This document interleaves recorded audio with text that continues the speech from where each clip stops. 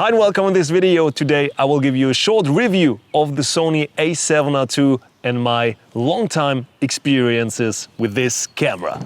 My name is Benjamin Jaworskyj, photographer and adventurer. 10 years ago, I started to teach myself photography. Today, I travel the world as a professional photographer and filmmaker. Learn from my experiences, mistakes and tips and join me on my photography adventures.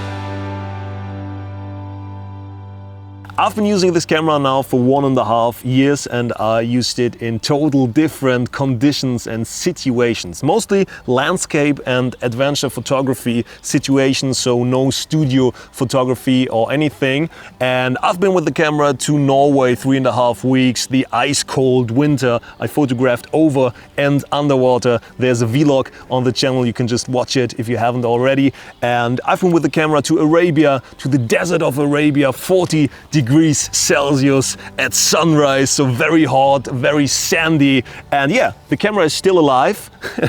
And I will give you the pros and the contras of this camera. Pro, it has a great sensor, great dynamic range. You can just see the dynamic range when you really put it into Lightroom or into Camera Raw and pull on the sliders to the left and to the right. You have so much information in just one image. I use graduated filters most of the times when I photograph landscape situations, but I recognized that with the A7RII in some situations you don't even need a graduated filter because you have so much dynamic range and can pull just the highlight slider or the exposure slider a bit to the left and can get a lot of just one raw image. So great sensor and great image quality. Contra, the back display of the camera. It's great that you can just tilt it and use it like you want it in a low angle or anything, but the quality of the back screen is very bad, very poor. It's a lot of contrast in that display. You have a lot of black, a lot of white in this display,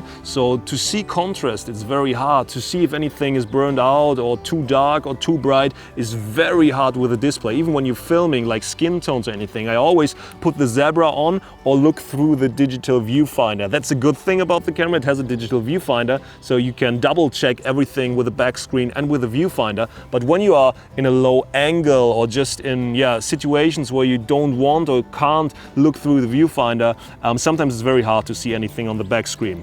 As well, it's very used already after 1.5 years. It's very torn off in the corners. You have a lot of rubbed off things. I don't know what it actually is, from sweat or from just pressure or anything. I have no idea, but it looks very worn already after just 1.5 years. Pro megapixels, 42 megapixels. That's a hell lot of megapixel and it's great to have in a lot of situations. But just for point and shoot and just to take some great images, it's sometimes a bit too much, what I would say. But for landscape shots and for a lot of photography that you want to print or that you want to have on a high resolution, it's great to have 42 megapixels. Contra, the camera can do 120 frames per second or 100 frames per second, but it can only do it in 720p. So that's HD ready. So what the heck, it's 2017, even my iPhone can do 120 frames in full HD, so why can't my 3,500 euro camera do that?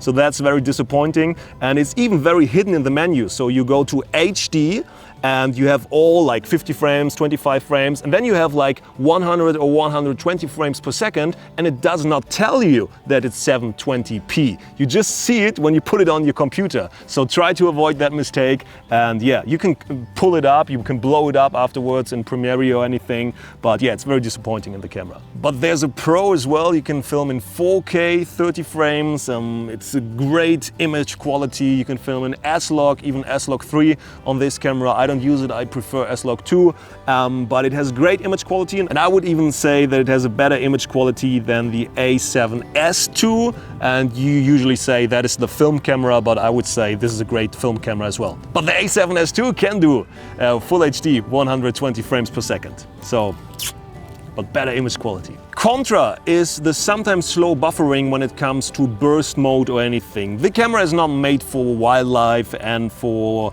sport or anything. I know that, but it has the option, and when I use the option and when I shoot with 42 megapixels, the buffering is very slow and you can do like, I don't know, 6 or 8 images and then it starts to buffer and you can't shoot anymore. So I wouldn't use this camera too much when it comes to wildlife. The 42 megapixels are great because you can crop, but sometimes the buffering takes too long, even with the fastest SD card by Sony. So yeah, try to avoid that maybe, or get used to it. And the last 2 points are both pro. I don't have any contra left.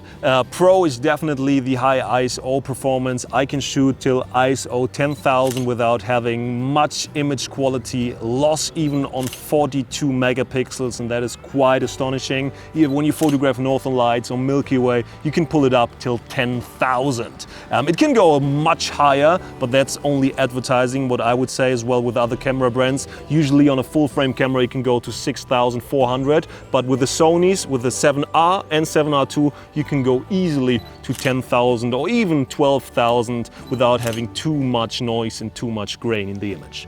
The second pro is the autofocus. It has a very fast autofocus and was made for autofocus with third-party lenses. So when you use an adapter or anything, the A7R II is the first camera who can do this properly, and it works very good.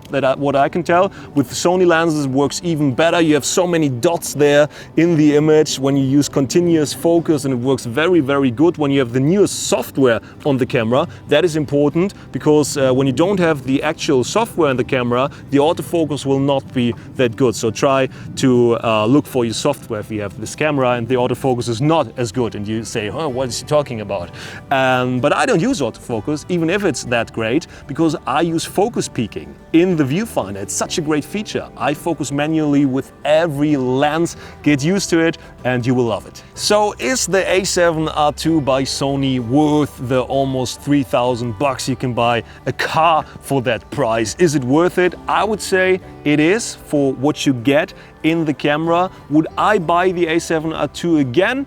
I'm not sure with that, because the 42 megapixels are sometimes too much for me and sometimes hard to handle, because you have to think about it's not only the buffering when it comes to burst mode or anything, it's as well all the image editing. You have much larger files, you need more power in your computer, and when you work on a laptop, what I do most of the times, because I'm traveling most of the times, it's sometimes hard to use those big files. But I think it's complaining on a high level, so I would say yes, I would buy this camera again.